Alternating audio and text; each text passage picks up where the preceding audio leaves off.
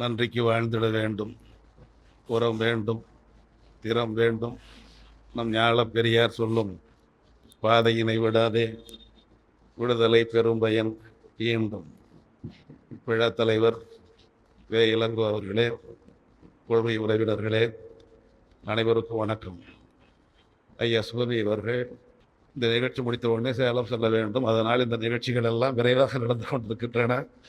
விரைவாக நடந்தாலும் நிறைவாக நடந்து கொண்டிருக்கின்றன. வரவேற்புரையாற்றிய சம்பத் அவர்கள் சொன்னது போல இல்லாமல் இப்பொழுது அரங்கம் நிரம்பி இருக்கிறது. அரங்கம் எண்ணிக்கையால் நிரம்பி இருக்கிறது. நம்முடைய மனம் மகிழ்ச்சியால் நிரம்பி இருக்கிறது. பெய்த மழையினால் மண் குளிர்ந்திருக்கிறது. இங்கே பேசப்பட்ட செய்திகளாலும் வந்திருக்கிற பெருமக்களாலும் மனம் குளிர்ந்திருக்கிறது. இந்த நிகழ்ச்சி 3 பெரும் விழாக்களாக இணைத்து முப்பெரும் விழா என்ற பெயரிலே சூலூர் திராவிட இயக்க தமிழர் பேரவை ஏற்பாடு செய்திருக்கிறது. திராவிட இயக்க தமிழர் பேரவையின் மாநில தலைவர் பேராசிரியர் சுபவி அவர்கள் நிறைவு பேருரை நாம் அனைவரும் ஆவலோடு காத்திருப்பது போல் வழங்க இருக்கிறார். நான் மிக சுருக்கமாக பேசுகிறேன். செல்வியன் பாவேந்தர் சொல்வார், தமிழன் வானம் தவிடுமொழி ஆகையின் வாழாது வாழ்ந்தவன் வடுச்சுமந்து சாகையின் ஆ என்று துள்ளி மார்பு தட்டி சாவென்று வாழ்வென்று பார்ப்பேன் என்று எதிரி கோட்டையை நோக்கி பாயுமியு அரும் செயல் செய்வார் அல்லால் பெரியார் யார் என்பார். அப்படி இன்றைக்கு எதிரிகளுக்கு முகம் கொடுத்து நிற்கின்ற ஒரு போர்ப்படை போல் இருப்பவர் தான் நம்முடைய பேராசிரியர் சுபவி அவர்கள். சோனா பன்னீர்செல்வம் பேசிய பொழுது கூட 31 ஆண்டுகளுக்கு முன்னாலே உள்ள நிகழ்ச்சியை சொன்னார். எங்களுடைய பாவேந்தர் பேரவைக்கு ஆசிரியர் கி. வீரமணி அவர்கள் வந்த பொழுது அவர் சொன்ன ஒரு செய்தி, நான் சூலூருக்கு வந்தேன், 45 ஈரோட்டிலே பயிற்சி பாசறையிலே கலந்து கொள்வதற்காக வந்தேன். பழைய கோட்டை அர்ஜுனன் அவர்களுடைய உதவியாளர் கவிஞர் பாலகுரு எங்களை அழைத்து கொண்டு வந்தார். சூலூருக்கு வந்தோம், சூலூரிலே பேசினோம். பேசிய பிறகு கோவைக்கு செல்ல வேண்டும். செல்வதற்கு எந்த போக்குவரத்தும் கிடையாது. சூலூரில் இருந்து நடந்தே சென்றோம். அது ஒரு காலம். ஆசிரியர் வீரமணி அவர்கள் சூலூரில் இருந்து நடந்தே சென்றோம். ராவத்தூர் பாதையிலே ஒரு பெரிய பாம்பு படுத்து கிடந்தது. முன்னையும் செல்ல முடியவில்லை, பின்னையும் செல்ல முடியவில்லை. அப்படி அச்சத்தோடு இருந்த பொழுது எங்கிருந்த ஒரு சரக்குந்து வந்தது. வெளிச்சத்திலே பாம்பு நகர நாங்கள் ஓட்டம் எடுத்தோம். நடந்து சென்றவர் ஆசிரியர் வீரமணி அவர்கள். திருவாரூர் தங்கராசு வந்தார். நாம தான் கூட்டம் நடத்தினோம். எல்லாம் சுடுதான் பாவேந்தர் காரி சார்ந்தே நடத்தினோம். கூட்டம் முடிந்த பிறகு அன்றைக்கு ஒரு பேருந்தும் இல்லை. அவருக்கு வயது 85க்கு மேல். அவர் ராமகிருஷ்ணன் அவர்களும் அருகிலே இருக்கிறார். யாரிடத்திலும் வண்டி இல்லை. பேருந்தை எதிர்பார்த்து நிற்கிறோம். அப்பொழுது குடியரசுத் தலைவராயிருந்தவர் சங்கர் தயாள் சர்மா. அவர் எப்படி நடப்பார், எப்படி பேசுவார் என்பதை போல வேடிக்கையாக காட்டிக் கொண்டிருந்தார் திருவாரூர் கே. தங்கராசு அவர்கள். பிறகு பேருந்து வந்த பிறகுதான் பாய்ந்தோடி சென்று ஏறினார். இரத்த கண்ணீர் தந்த பகுத்தறிவு அணுகுண்டாயிருந்த திருவாரூர் கே. தங்கராசு அவர்கள். அதே வரிசையிலே தான் 31 ஆண்டுகளுக்கு முன்னால் நம்முடைய பேராசிரியர் சுபவி அவர்களும் அறிவுமதி அவர்களும் தியாகு அவர்களும் ஏற முடியாத பேருந்திலே தங்களுடைய உடலை திணித்து கொண்டு, அப்படித்தான் சொல்ல வேண்டும், இந்த சூழலில் இருந்து அவர்கள் நகரம் நோக்கி சென்றார்கள். எங்கே எல்லாம் எளிமை இருக்கிறதோ அங்கே எல்லாம் உயர்வு கிடைக்கும். பணியுமாம் என்றும் பெருமை, அதுதான் உயர்வு. அதைத்தான் இந்த திராவிடர் இயக்கம் கற்றுக் கொடுத்தது. இறுதி காலம் வரையிலே வெறும் மூட்டி லுங்கி கட்டி கொண்டிருந்தவர் தான் தந்தை பெரியார் அவர்கள். இன்றைக்கும் இந்தியாவில் எந்த ஒரு மாநிலத்திலும் மூட்டி கட்டுகிற பழக்கம் இல்லை, லுங்கி கட்டுகிற கைதி கட்டுகிற பழக்கம் இல்லை. அதை அறிமுகப்படுத்திய இயக்கம் திராவிடர் இயக்கம் தான். மேடைக்கே வந்தவர் பெரியார். அவருடைய பிறந்தநாள் மலரிலே அட்டை படத்திலே அலங்கரிக்கப்பட்ட படத்திலே கூட மூட்டி லுங்கி கட்டி கொண்டு தான் இருப்பார். அப்படி ஒரு எளிமை. கையாலே தைத்த பனியன் தான், அதான் அவருக்கு பனியன் உள்ளொட்டி மதுதான், சட்டைக்கு மதுதான். அப்படி இருந்தவர். வெளியிலே கிடக்கின்ற செருப்புக்கடியிலே எந்த செருப்பு பெய்ந்து கிடக்கிறதோ அதுதான் என்னுடைய செருப்பு என்று சொல்லக்கூடியவர் தான் அறிஞர் அண்ணா. அப்படி எளிமையின் வடிவமாக இருந்த இயக்கத்திற்குத்தான், திராவிடர் இயக்கத்திற்குத்தான், சுயமரியாத இயக்கத்திற்குத்தான் 100 ஆண்டு. இன்றைக்கு இருப்பது போல என்றைக்குமே இந்த இயக்கம் வளர்ந்து விடவில்லை என்று சொல்வதற்காகத்தான் 100 ஆண்டு கால வரலாற்றை நாம் நடைமுறைப்படுத்தி கொண்டிருக்கிறோம். எல்லோருமே எளிமையின் வடிவமாக இருந்தோம். பாவேந்தருடைய நூற்றாண்டு விழா இங்கே நடத்திய பொழுது எஸ்ஆர்எஸ் மண்டபத்தில் என்ன தலைப்பு கொடுக்கலாம் என்று எண்ணிய பொழுது பேரவைத் தலைவர் வேக சண்முகவேல் அவர்கள் தான் பேராசிரியர் சுபவி அவர்களுக்கு கொடுத்தார். இருந்தோம், இருக்கிறோம், இருப்போமா? இன்றைக்கும் அதை கேட்டுக்கொண்டிருக்க வேண்டும். கேட்க வேண்டிய நிலைமையிலே தான் நாம் இருக்கிறோம். நேற்றைக்கு இருந்தோம் சிறப்பாய், இன்றைக்கு இருக்கிறோம் ஓரளவு நன்றாய், நாளைக்கு எப்படி இருப்போம் சொல்ல முடியாது. இந்த 3 காலத்தை வெண்ணி பார்க்கின்ற ஒரு நிலைமையிலே தான் இங்கே ஒவ்வொருவரை பற்றியும் சொல்லுகிற பொழுது ராமசுப்பையாவினுடைய மகனதான் நம்முடைய சுபவி அவர்கள். இன்றைக்கு எதிரியினுடைய குரல் எங்கே இருந்தாலும் அதற்கு மார்பு காட்டுகின்ற வீரத்துடன் இருப்பவர் தான் பேராசிரியர் சுபவி அவர்கள். அப்படிப்பட்ட சுபவி தன்னுடைய மகள் கருவுற்றிருந்த பொழுது சிறையிலே சென்றார். கருவுற்ற மகள் கையிலே குழந்தையோடு வந்த பொழுதும் சிறையிலே இருந்தார்.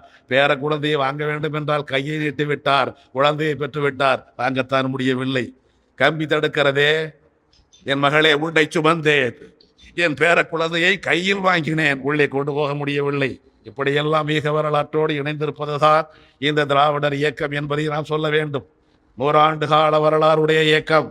இங்குதான் பெரியார் அண்ணா இருவரும் இணைந்து பேசிய முதல் நிகழ்ச்சி 1934 37 அதைத்தான் சொன்னார்கள்.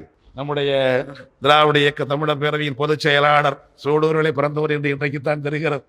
சூலூர் தந்த சிற்பி அவர்கள், பொறியாளர் சிற்பி அவர்கள் சொன்னாரே, சூலூரில் தொடங்கிய என் கொள்கை பயணம் சுடலையூர் செல்லும் வரை அடங்காது ஓயாது என்று பேசியவர் அறிஞர் அண்ணா.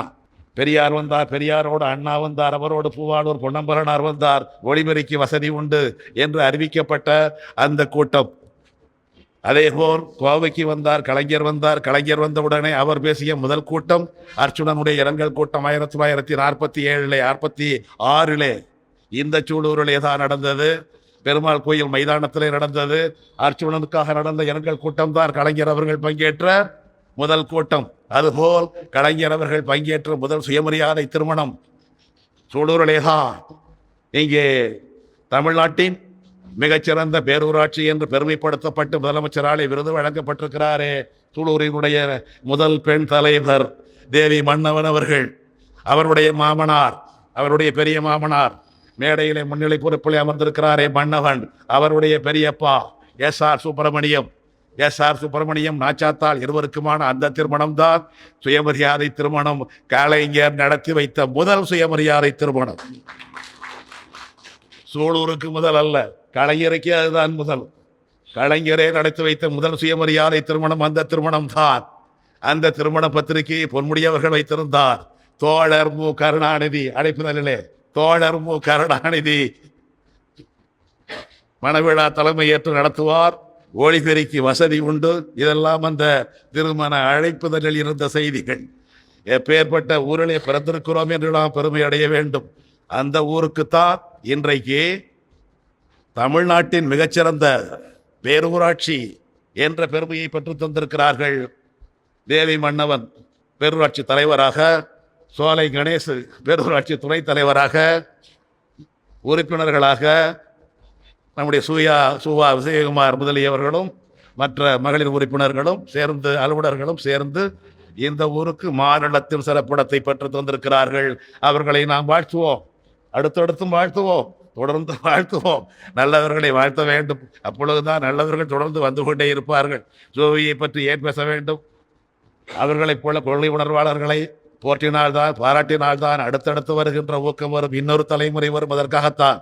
அதே போலத்தான் இங்கே பேசினாரே மலேசிய தமிழறி கழகத்தினுடைய தலைவர் இரா திருமாவளவன் அவர்கள், அவருடைய அண்ணன் நாகலிங்கம் அவர்கள். திராவிடர் இயக்கம் தான் எங்களை காப்பாற்றியது. அவர்கள் வந்து விட்டார்கள், சென்னைக்கு வந்து விட்டார்கள், 24ஆம் நாளே வந்து விட்டார்கள். விமான நிலையத்திலே வந்ததில் இருந்து அவருக்கு தொடர்ச்சியான நிகழ்ச்சிகள். அவருக்கோ தன்னுடைய பூர்வீகம் எது, தன்னுடைய வேர் எது, இருக்கிறோம் மலேசியாவில் மிக நன்றாயிருக்கிறோம். அவருக்கு 2 மக்கள், 2 பெண் மக்கள். 2 பெண் மக்களும் ரஷ்யாவிலே மருத்துவ பட்டம் பெற்றவர்கள். மகன் இருக்கிறார், இன்னொரு மகளும் இருக்கிறார். 4 குழந்தைகள். 4 பேருக்கும் பேர் என்ன? எல்லாருக்குமே அருள் தான். அருள் நங்கை, அருள் விழி, அருள் ஆளன், அருள் இனி என்றுதான் அருள் தான். அப்படி எப்படி என்னை எங்களுடைய குழந்தைகளுக்கு நல்ல தமிழிலே பெயர் வைக்க வைத்தவர் தந்தை பெரியார். அவருடைய அண்ணன் இருக்கிறார் நாகலிங்கம். அவருடைய வீட்டிலே எல்லோருக்குமே இளந்திரையன், இளம் வழுதி, இளவரசி, இப்படித்தான் இளவழகு, எல்லாமே இளம்தான். இப்படி நல்ல தமிழிலே பெயர் வைக்கின்ற இந்த பற்றை எங்களுக்கு ஓட்டியவர், எங்களுக்கு மட்டுமல்ல எங்கள் மலேசிய மண்ணிலே ஓட்டியவர் யார்? எங்கள் திருமணங்களை எல்லாம் தமிழிலே நடத்த வேண்டும், புரோகித மறுப்பு திருமணமாக நடத்த வேண்டும் என்ற எண்ணத்தை எழுச்சி உண்டாக்கியவர் யார்? தந்தை பெரியார். 1929 முதல் முறையாக வந்தார், 52 வந்தார், 65 அறிஞர் அண்ணா வந்தார். அவர்கள் ஏற்படுத்திய எழுச்சிதான் இன்றைக்கு மலேசியாவிலே இருக்கின்றவர்களுக்கு இப்படிப்பட்ட உணர்வை, இங்கே இருப்பதை விட நல்ல உணர்வை கொடுத்திருக்கிறது. 2016 ஆண்டில் தனித்தமிழ் இயக்கத்தினுடைய 100ஆண்டு விழா நடந்த பொழுது அதற்காக ஒரு பட்டியல் போட்டார்கள். அதிலே 37 சொற்கள் அதிலே தான் வரும். வாட்ஸ்அப், புலனம், யூடியூப், வலையொலி, வைஃபை, அருகலை எல்லாவற்றுக்குமான தனித்தமிழ் சொற்கள் இன்றைக்கு உலகம் முழுவதும் நடைமுறைக்கு வந்துவிட்டன. இவரா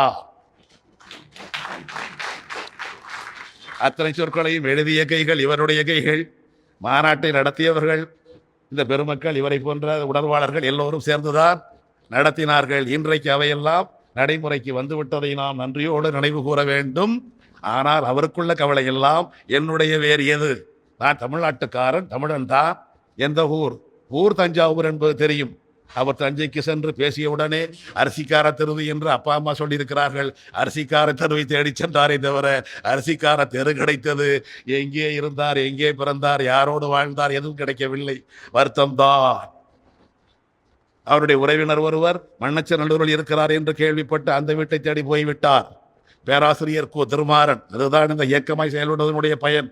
எல்லா இடத்திலும் இயக்க உணர்வாளர்கள் இருப்பதனாலே அங்கெங்கே இணைத்துக் கொள்கிறார்கள். அவர் இன்னொரு பேராசிரியரை அனுப்பி அந்த மண்ணச்சநல்லூரில் இவருடைய உறவினர் சொல்லுகிற முகவரிகளை இருக்கிறாரா பாருங்கள். பார்த்தாயிற்று, வீடு இருக்கிறது. ஆனால் அவர் இல்லை. அவர் 85 போயிட்டாருங்க. அவரு பக்கா திராவிட முன்னேற்ற திராவிடர் கழகம், மகளுக்கு பேரே அன்பு செல்வி, எல்லாம் துயதமிழ்லையே பேசுவாரு, துயதமிழ்லையே பேரு. அவரு 85 போயிட்டாரு. எங்கே இருக்கிறார் தெரியலை. வேர்களை காண முடியவில்லை என்ற வேதனை அவர்களுக்கு. நாம் இந்த மண்ணுக்குரியவர்களாய் வாழ்ந்து கொண்டிருக்கிறோம். நம்மை இப்படியெல்லாம் பேச வைத்தவர் யார்? பெரியார் பேச வைத்தார். அவரை திட்டியும் பேச வைத்தார், புகழ்ந்தும் பேச வைத்தார், வினா கேட்டு பேச வைத்தார். அப்படித்தான் வினா கேட்டு பேச வைத்து சிந்திக்க வைத்தார் அந்த பெரியார். அதை என்ன தலைப்பு கொடுக்கலாம் என்று நான் எழுதிய கட்டுரைகள் எனக்கே தெரியாது. நம்முடைய தேவராஜ் அவர்கள் தான் எவ்வளவு பெரிய கூட்டத்தை கூட்டி ஏறத்தாழ ஒரு 2 மாத காலமாக அந்த புத்தகத்தை, பேச வைத்த பெரியார் என்ற அந்த புத்தகத்தை உருவாக்குவதற்காக 2 மாத காலம் அச்சகத்திலேயே உட்கார்ந்திருந்தார். எந்த கட்டுரை வருகிறது எனக்கு தெரியாது. எழுதிய ஒன்னானா அது கூட எனக்கு தெரியாது. ஏதோ ஒரு புத்தகம் வச்சாக்கி கொண்டிருக்கிறார், அது மட்டும் தான் தெரியும்.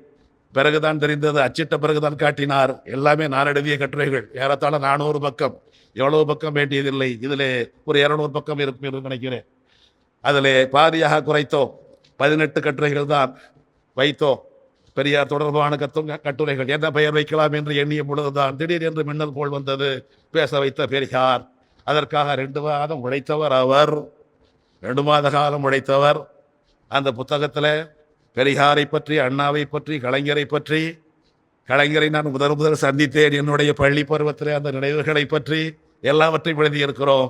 ஆணைமுத்தை பற்றி, பெரியார் என்னுடைய மொழி பற்றி என்னை சொல்லுகிறார்களே, தமிழ் காட்டுமிராண்டி மொழி என்று சொல்லிவிட்டேன் என்று சொல்லுகிறார்களே, ஏதோ எனக்கு தெரிந்ததை நான் சொல்லுகிறேன்.